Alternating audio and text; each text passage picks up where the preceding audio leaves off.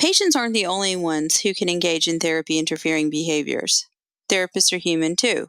And as the DBT fallibility agreement states, we agree ahead of time that we are each fallible and make mistakes, that we have probably either done whatever problematic things we're being accused of or some part of it, so that we can let go of assuming a defensive stance to prove our virtue or competence.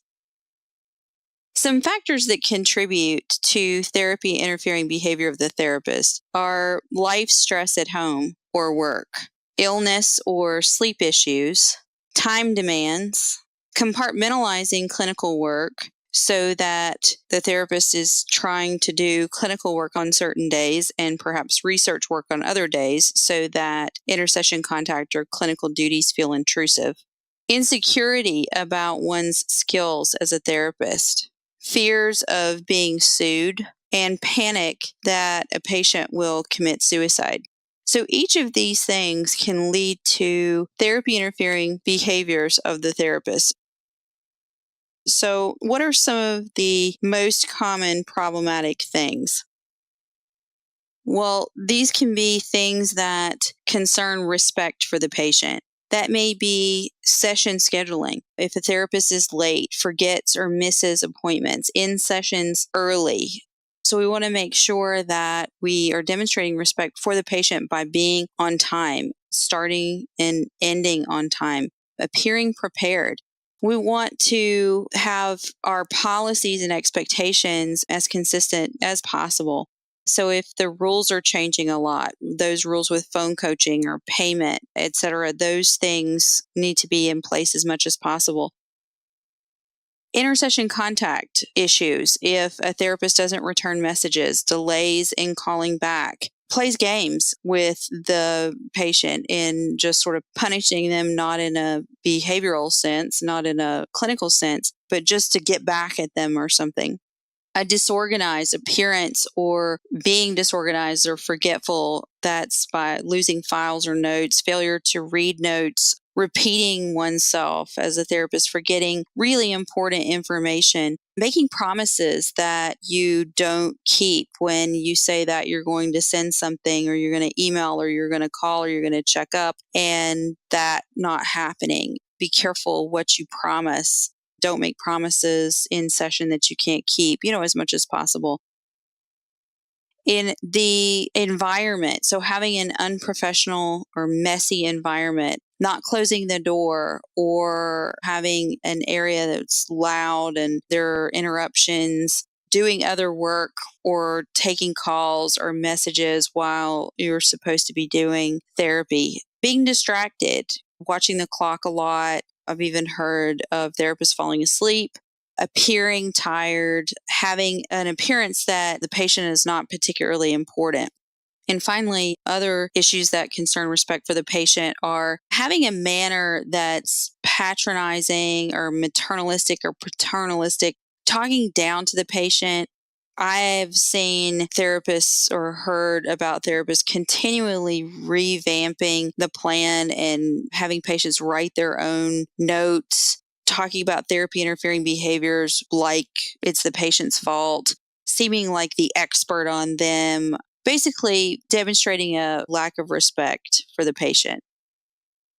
So other types are those that concern balance or maintaining the balance within the therapy delivery. So we want to keep that dialectical balance between change and acceptance. And as cognitive behaviorally trained clinicians, we often can weigh far too heavy on the change side at times and pressing the patient for change, and we're not doing enough of the acceptance. So we're trying to make sure we're balancing between both of those in session. We may lean too heavily on the side of acceptance and not challenge a patient on something because it's just too uncomfortable for us or we're not feeling well that day. And so we're just going to do a heart-to-heart session. We're going to do some heart-to-heart talks instead of sticking to the plan.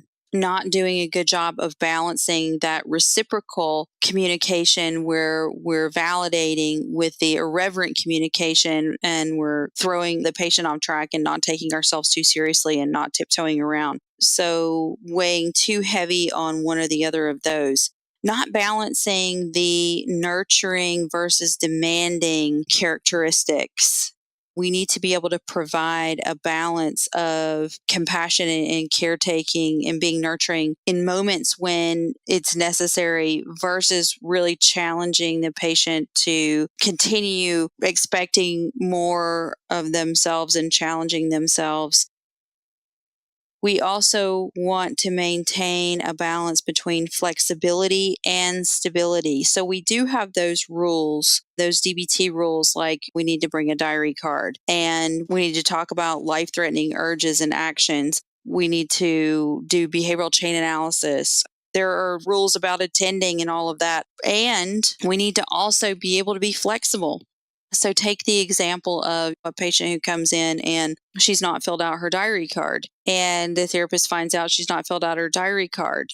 And the immediate response is, okay, well, you're going to need to fill this diary card out here in session.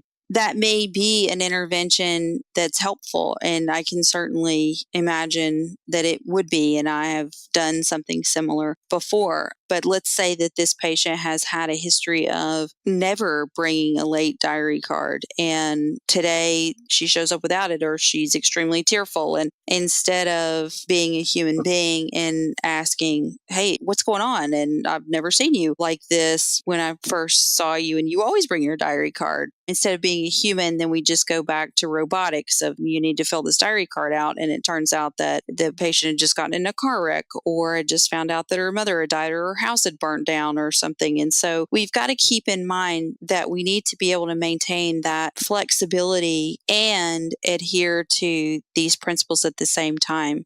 We want to go with the spirit of the law as much as possible instead of always with the letter of the law, so to speak. I'm definitely guilty of this. Another way that therapists have therapy interfering behavior is the inability to tolerate a patient's communication of suffering in the present. So it's very difficult when a patient is continually expressing lots and lots of emotional distress, lots and lots of emotional pain, and that happens repeatedly, session by session.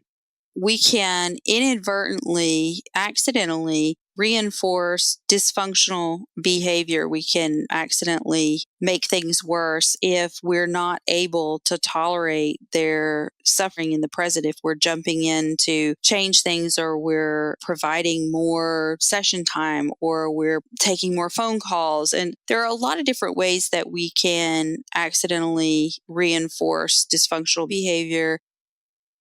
So we've got to be able to have that team approach, that peer consultation team, and bounce things off of them and be open to our peers and questioning, is it possible that the way that you're responding to the patient is actually making things worse?